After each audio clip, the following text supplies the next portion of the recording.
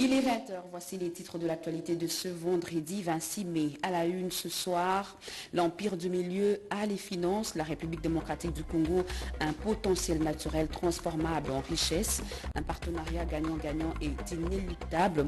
Les contrats pharaoniques sont certainement en chantier.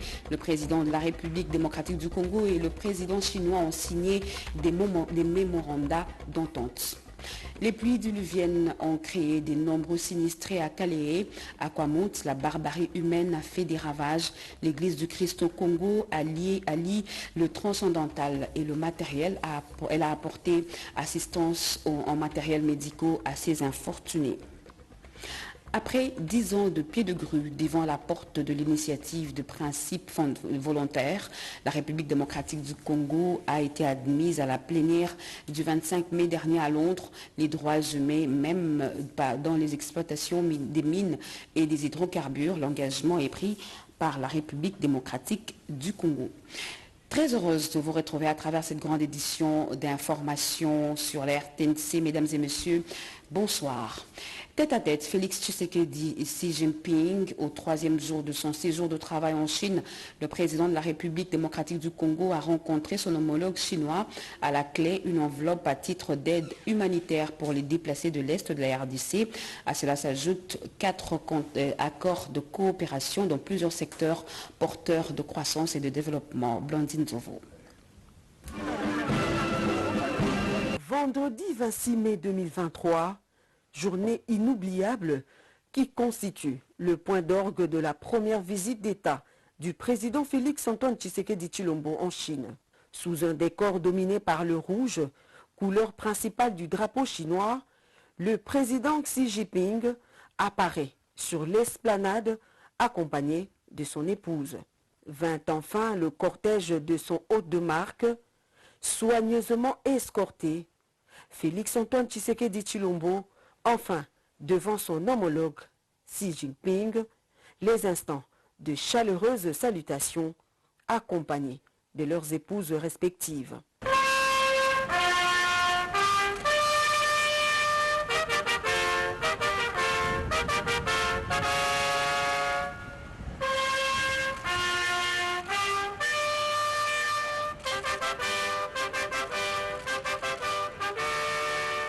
Les hymnes nationaux chinois et congolais retentissent sous le son percutant des 21 traditionnels coups de canon, suivis du passage des troupes en revue, des moments teintés d'une solennité sans pareille. La rencontre bilatérale tant attendue entre les deux chefs d'État se tient quelques minutes plus tard, une importante rencontre qui marque un tournant décisif dans l'histoire des relations sino-congolaises. Des relations qui aboutiront prochainement à la redynamisation d'un partenariat équilibré d'État à État. Au cours de ce premier face-à-face, le président Xi Jinping a dit sa solidarité au peuple victime des inondations à Calais dans l'est de la RDC et promet une aide humanitaire d'1 million de dollars pour assister les victimes de ces désastres. Au chapitre des accords, la République démocratique du Congo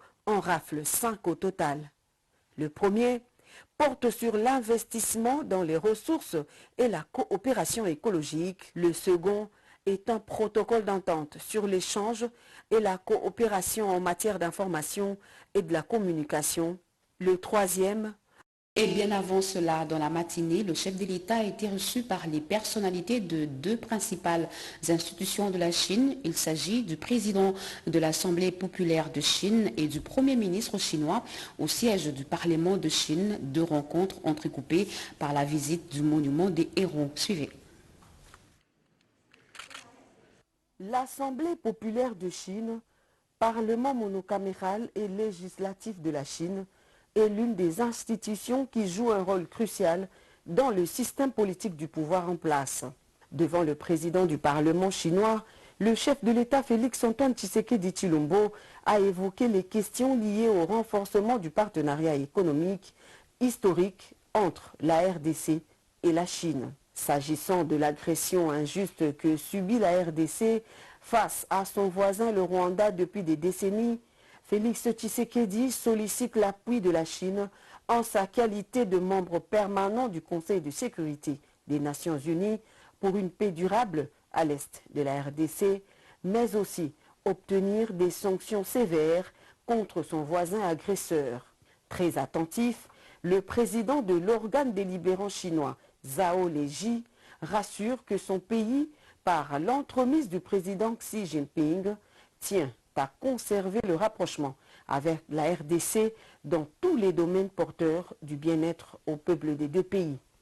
Et juste après le palais du peuple, le chef de l'État et la délégation qui l'accompagne s'est rendu au monument des héros nationaux pour rendre hommage à ceux qui ont payé de leur sang pour la renaissance d'une Chine nouvelle.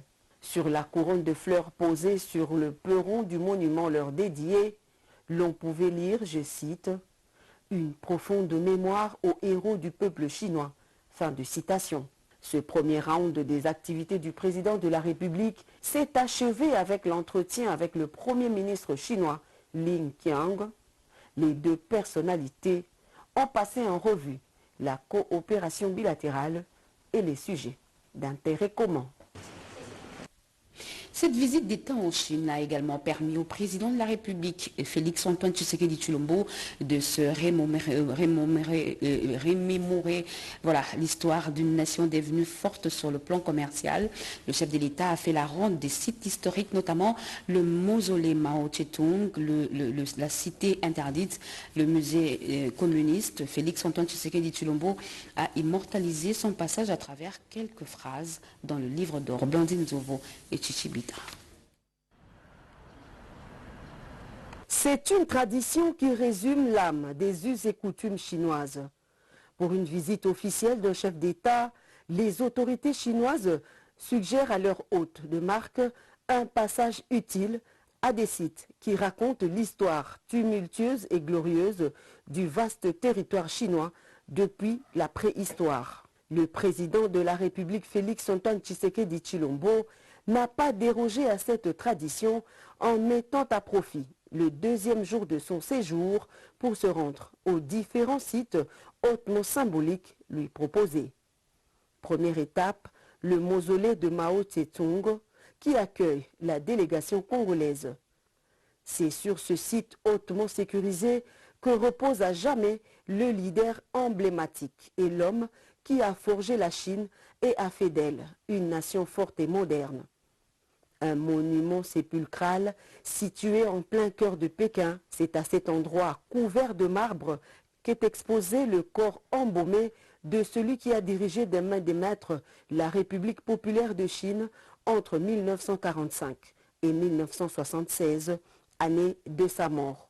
Occasion pour le couple présidentiel congolais de déposer sa couronne de fleurs sur le tombeau monumental du grand timonier avant de coucher quelques phrases sur le registre placé peu avant la sortie du mausolée. Ainsi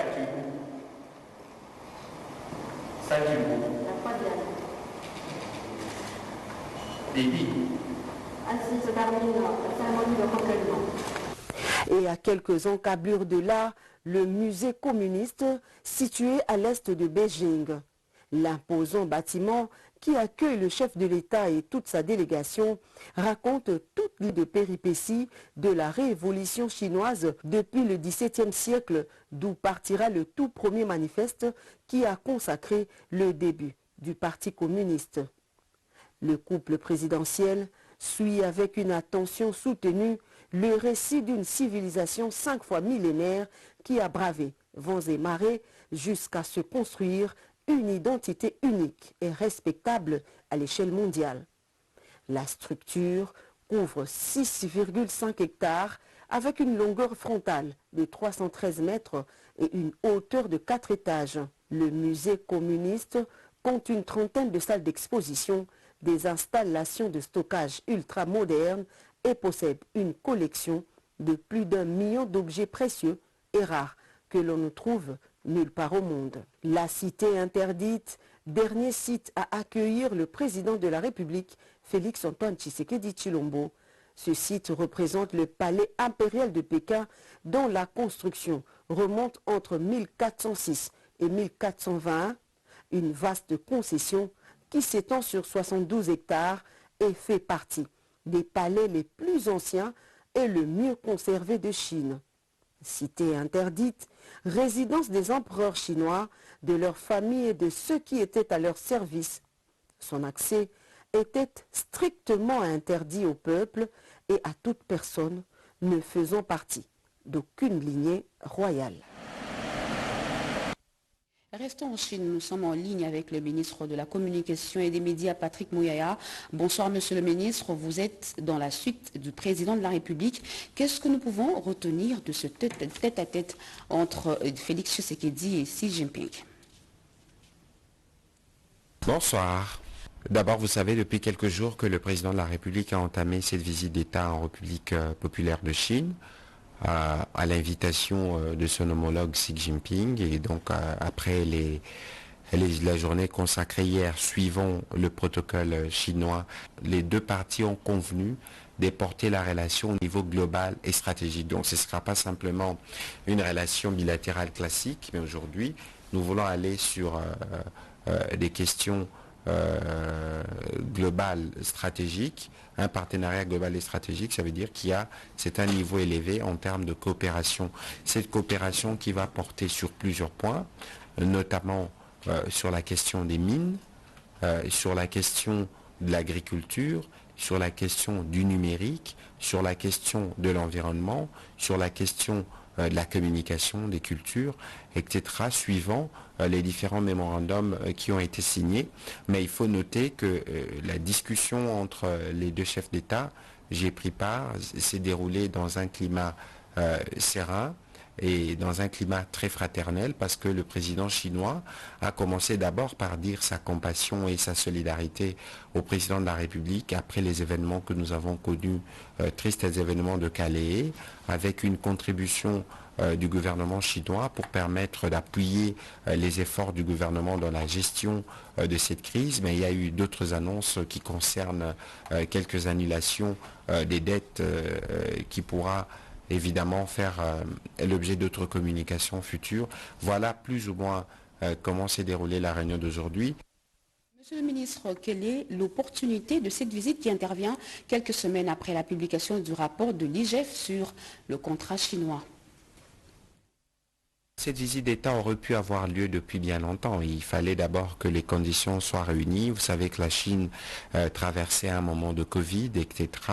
Et que le président Xi Jinping, qui a déjà discuté plus d'une fois avec le président de la République, avec cette visite, avait vraiment manifesté le souci pour le président de la République de venir en Chine pour qu'il se fasse son opinion sur le modèle économique, le modèle d'industrialisation, le modèle du développement de la Chine, pour que dans le cadre du partenariat qui nous lie, nous puissions voir dans quelle mesure nous pourrons tirer mutuellement profit de nos pays respectifs et des opportunités qui s'offrent à nous.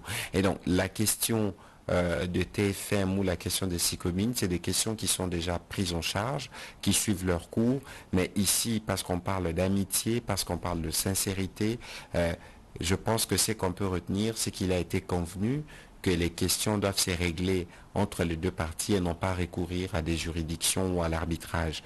Et donc voilà un peu la suite qui peut être donnée sur un sujet qui n'a pas fait l'objet des discussions spécifiques entre les deux présidents. Merci beaucoup, Monsieur le ministre. Nous signalons là que c'était le ministre de la Communication et des Médias, Patrick Mouyaya. Restons en Chine, un accord de partenariat entre la chaîne nationale chinoise CGTN et la RTNC. Cet accord de partenariat est placé sous le signe de partage et échange de contenu, fruit de la coopération sino-congolaise. C'est le cas notamment du magazine intitulé Prospérité, partagé entre la Chine et l'Afrique.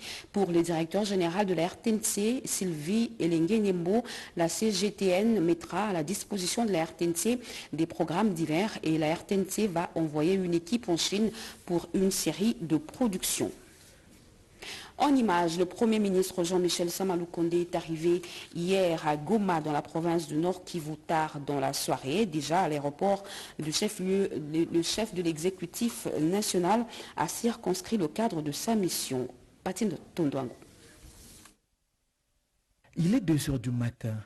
heure à laquelle le Premier ministre et chef du gouvernement Jean-Michel Sama Lukonde Kyenge a atterri à l'aéroport international de Goma. Nous sommes dans la province du Nord Kivu. À la tête d'une forte délégation mixte parlementaire membre du gouvernement, Jean-Michel Sama Lukonde Kyenge est là pour faire le point de la situation sécuritaire dans la partie est de la République démocratique du Congo.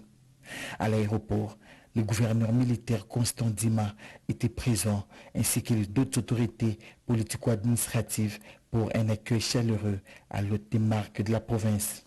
C'est une mission à la fois sécuritaire, humanitaire et sociale que le chef du gouvernement va effectuer dans cette partie du pays. Sur instruction de son Excellence, Monsieur le Président de la République, comme vous le savez, nous avons connu dans la zone un sinistre.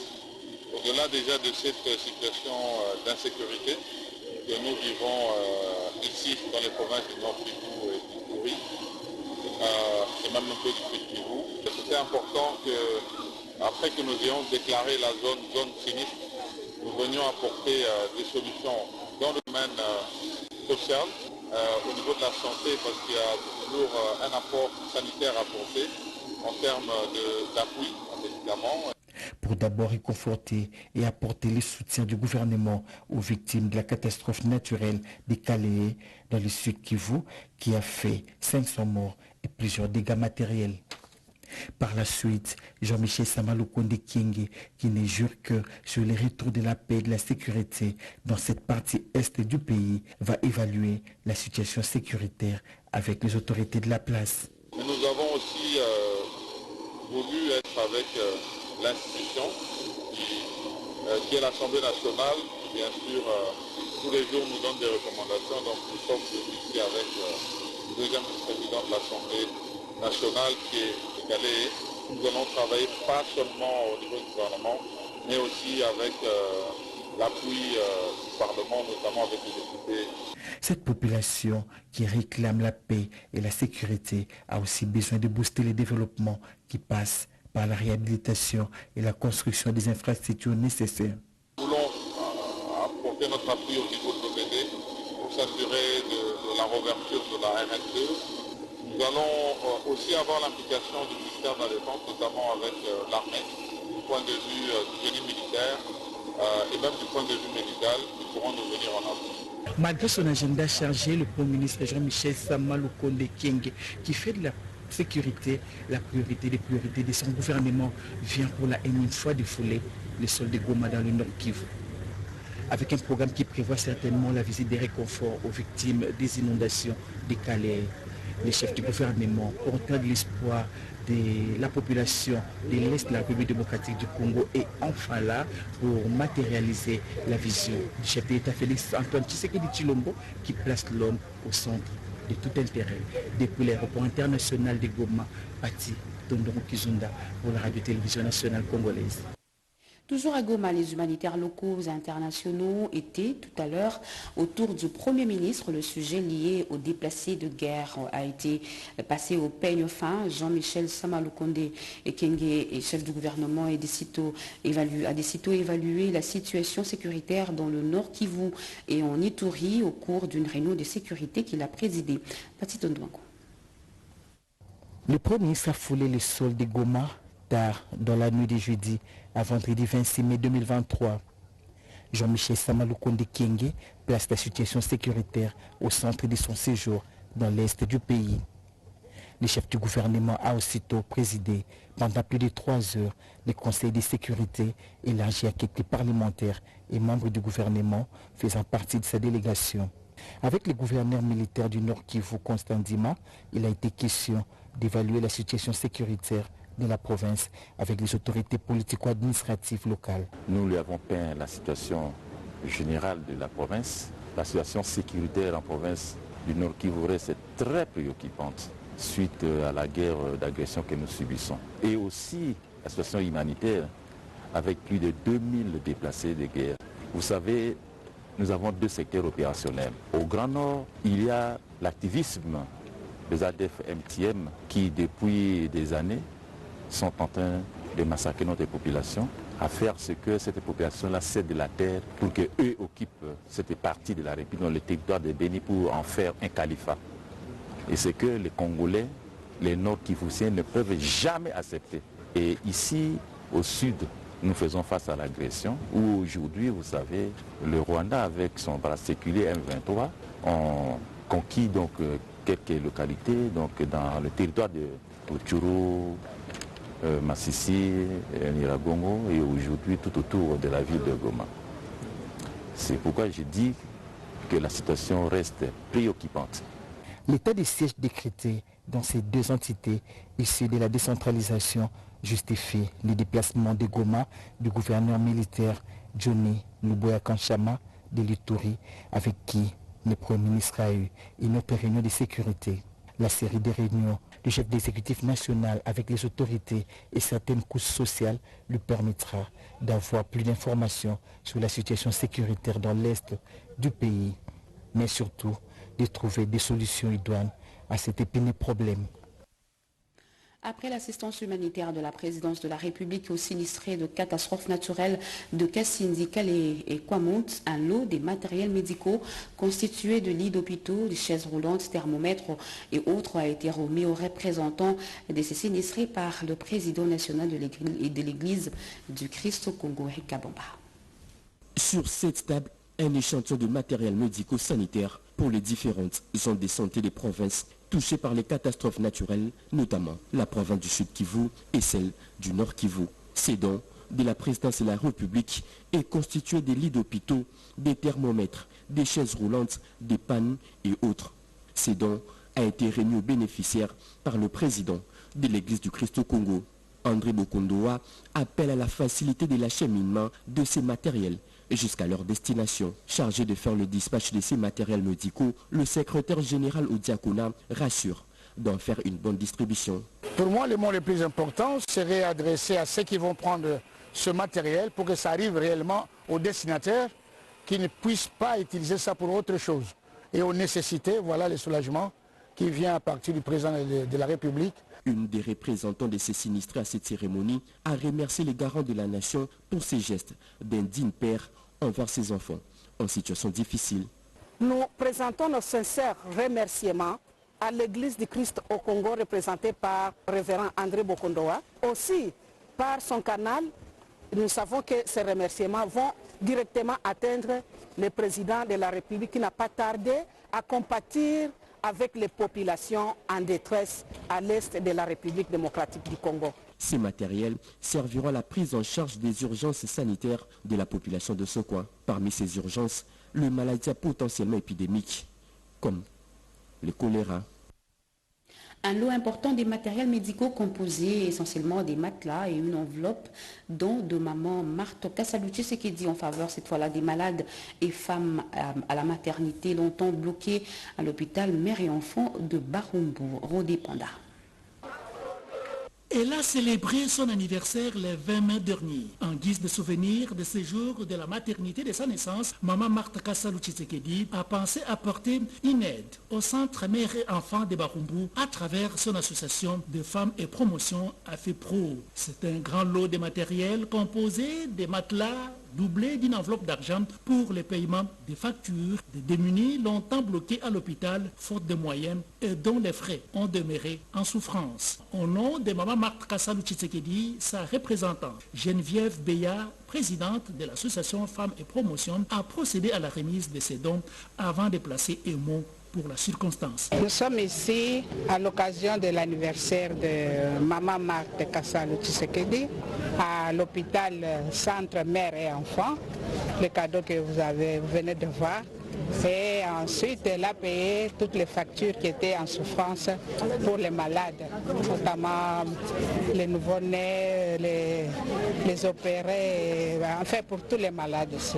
Maman Marthe Kassaluchi, ça fait une trentaine d'années qu'elle anime une ASBEL, l'ONG AFEPRO. Elle a dit que ça correspond à ses objectifs, mère et enfant. C'est ainsi qu'on a choisi ce centre.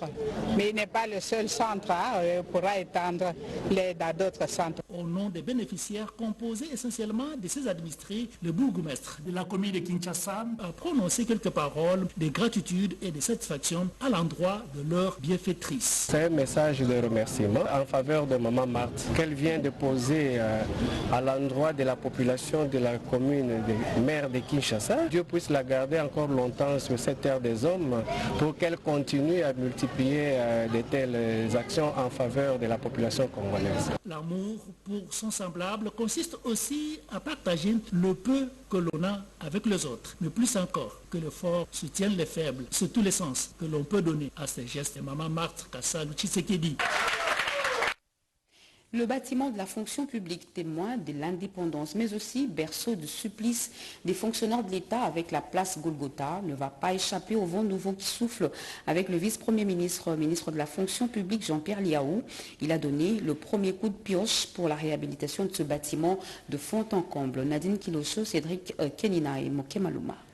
Depuis sa construction au temps colonial, le bâtiment administratif de la fonction publique va être réhabilité intégralement. Le lancement officiel des travaux de cet immense édifice a été effectué le vendredi 26 mai 2023 par le vice-premier ministre, ministre en charge de la fonction publique, Jean-Pierre Liaou. Avec le lancement des travaux de réhabilitation intégrale de ce bâtiment historique, le VPM traduit en action la volonté du chef de l'État, Félix-Antoine Tshisekedi Tshilombo, sous la supervision du Premier ministre, de bâtir une administration publique où les fonctionnaires travaillent dans les conditions optimales répondant aux normes de la modernité. Je voudrais remercier vivement son Excellence Monsieur le Président de la République qui s'est engagé personnellement et qui a exprimé une volonté ferme de nous accompagner pour cette œuvre de réhabilitation de tous les bâtiments abritant les administrations et les services publics de l'État. Je veux aussi remercier son Excellence Monsieur le Premier ministre, chef du gouvernement, qui avait promis devant les fonctionnaires de s'impliquer aussi personnellement pour l'accélération de ces processus. Ce nouveau bâtiment, plus qu'une simple réhabilitation, représente en réalité la renaissance de l'administration publique congolaise. Ce qu'il y a peu fut un projet va devenir une réalité concrète. C'est une réhabilitation intégrale. Il s'agira tout principalement de réhabiliter tout le carrelage et toutes les faïences dans tous les locaux. Changer de portes et de fenêtres, équiper le bâtiment de 2 ascenseurs modernes, poser la peinture extérieure et intérieure, équiper le bureau avec des placards là où on doit garder les dossiers, réhabiliter toute l'installation électrique, refaire tous les systèmes de la plomberie et sanitaire. Respectant les assignations de la loi sur le marché public, la réhabilitation de ce bâtiment prestigieux est assurée par une entreprise congolaise, le groupe Tezi Ayo, avec une main-d'œuvre 100% congolaise. Parlons finances autour du thème assurance et réassurance du secteur minier en République démocratique du Congo, identification et évolution des mécanismes internationaux de transport des risques. Eh bien, la conférence débat organisée par le cabinet Galafer s'est fixée comme objectif identifier le mécanisme existant de transfert de risques dans une étude comparative. On fait le point avec Anita Luambwa. Le secteur minier, pourvoyeur des recettes publiques, mais aussi secteur où le coulage des recettes prend des proportions inquiétantes.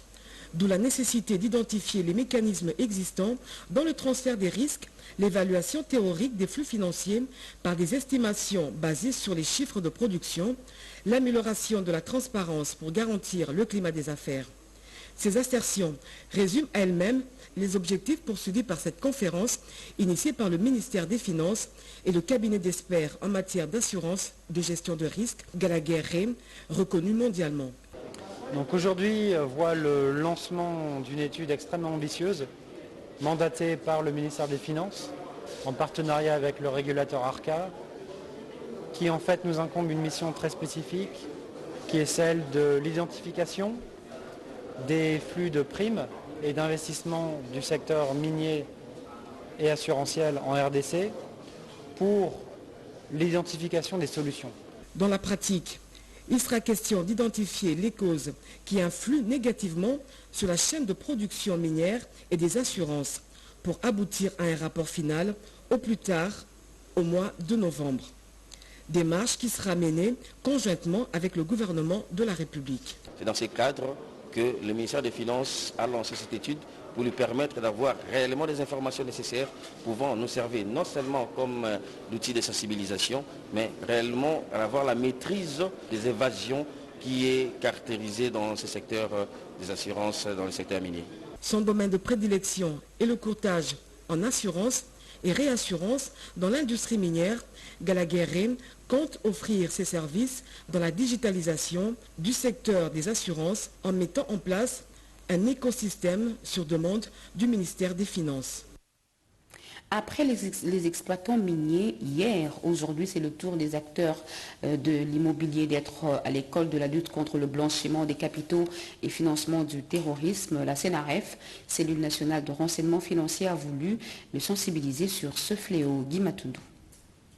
Plusieurs villes du pays connaissent un boom immobilier sans précédent.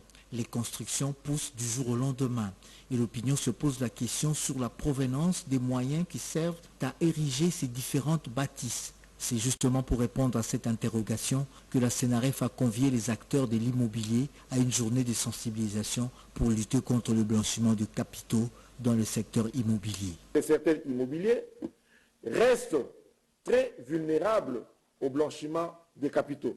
Vous êtes sans ignorer, mesdames et messieurs, que le boom immobilier que nous constatons en RDC ne surprend personne. Nous nous interrogeons sur l'origine des capitaux investis par ces différents promoteurs immobiliers. Chaque matin, nous sommes tous surpris. Vous êtes sur le boulevard, vous constatez, ah, cet immeuble ici. Mais je ne sais pas. Si nous nous interrogeons sur l'origine des capitaux que ces opérateurs immobiliers utilisent. Cette journée était une mine précieuse d'informations pour l'inspecteur général de l'urbanisme et habitat.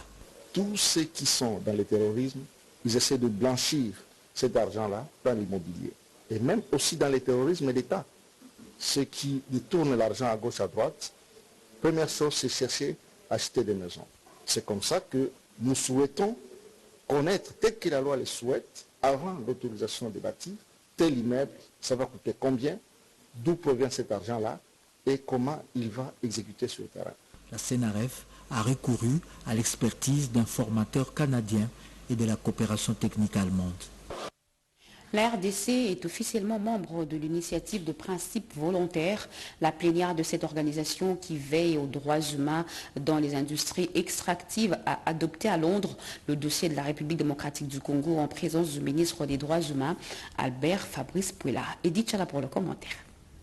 À la plénière annuelle de l'initiative des principes volontaires à Londres, la délégation congolaise conduite par Maître Albert Fabrice Puela, ministre des Droits humains, a été heureuse d'assister à l'adoption du dossier d'adhésion de la République démocratique du Congo à l'initiative. Ceci après un travail de longue haleine et le dépôt du dossier d'adhésion de la RDC à l'IPV sur la sécurité et les droits de l'homme dans le secteur extractif. Nous étions à la porte de l'initiative des principes volontaires. C'est une initiative qui regroupe plusieurs pays du monde qui s'efforcent de faire respecter la sécurité et le droit de l'homme dans l'industrie extractive. L'industrie extractive, entendez, les hydrocarbures et les mines plus particulièrement. Et vous connaissez la place de la République démocratique du Congo en ce qui concerne ces deux secteurs. Et aujourd'hui, alors que nous avons déposé les dossiers au secrétariat général de l'initiative des principes volontaires depuis 3 ans, grâce au leadership de son Excellence Monsieur le Président Félix Antoine Tshisekedi Tshilombo, nous avons travaillé d'arrache-pied avec nos partenaires, particulièrement l'ICAF. La RDC, désormais membre engagé, est appelée à mettre en œuvre son plan d'action en vue de l'implémentation des principes volontaires en collaboration avec toutes les parties prenantes. Avant de s'envoler pour Goma dans la suite du chef du gouvernement, la ministre de l'Emploi a échangé à Kinshasa avec une délégation de l'Organisation internationale du travail, OIT, au menu de leurs échanges, l'emploi, la protection et le dialogue social. Willy Atunakov. Les questions relatives au renforcement de la coopération bilatérale existant entre le gouvernement de la République démocratique du Congo à travers le ministère de l'Emploi, Travail et Prévoyance sociale et l'OIT, Organisation internationale du travail, dans plusieurs domaines, notamment sur l'évaluation des actions déjà mises en œuvre dans le cadre du programme Pays Travail Décent, signé entre les deux parties en novembre 2021 à Kinshasa, était au cœur d'une séance de travail présidée jeudi 25 mai 2023 par la ministre de tutelle Claudine Doucimois-Kembe. C'était dans son bureau de travail de l'immeuble du gouvernement à Kinshasa-Gombe. Madame Teba Soumano, directrice bureau de pays OIT pour la République démocratique du Congo, l'Angola, la République du Congo, le Gabon et le Tchad, explique l'objet de cette rencontre fructueuse. Nous avons signé le programme Pays Travail Décent en novembre 2021, donc ça fait déjà 2 ans, et il y a des actions qui ont été mises en œuvre. Et les différents programmes prévus, nous avançons très bien par rapport aux 4 piliers de l'agenda qui se concentrent sur l'emploi, la protection sociale, le dialogue social et l'application des conventions internationales du travail qui ont été ratifiées par la République démocratique du Congo. Cette réunion à laquelle a pris part quelques collaborateurs de la patronne de l'emploi, travail et prévoyance sociale, dont le secrétaire général à l'emploi et au travail, Dona Bagoula, le directeur général du Fonds de solidarité de la santé et quelques membres de son cabinet, intervient à quelques jours seulement de la tenue de la 111e édition de la conférence internationale du travail prévue du 5 au 16 juin prochain à Genève, en Suisse.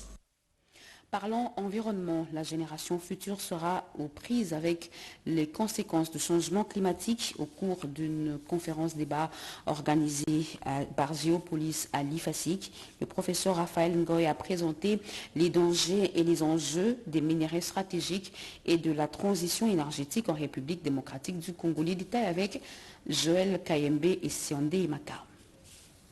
Face au défi mondial du changement climatique, la République démocratique du Congo se propose comme solution et redonne espoir au globe pour une possibilité dans la transition énergétique. Face à un auditoire hétérogène composé de professeurs, anciens de l'IFASIC, professionnels de médias, spécialistes dans les secteurs miniers et étudiants, le professeur Raphaël Ngoy a mis en exergue le rôle des doubles brassards de la RDC qui est à la fois réserve mondiale du lithium et du cobalt. Le Congo a beaucoup d'avantages comparatifs du point de vue des ressources minérales, de sa position géographique, le potentiel en énergie électrique, une énergie verte, et la possibilité de capitaliser dans l'industrie chimique. Les conséquences du changement climatique sont inévitables et les efforts de résilience un devoir pour tous. C'est dans ces prédicats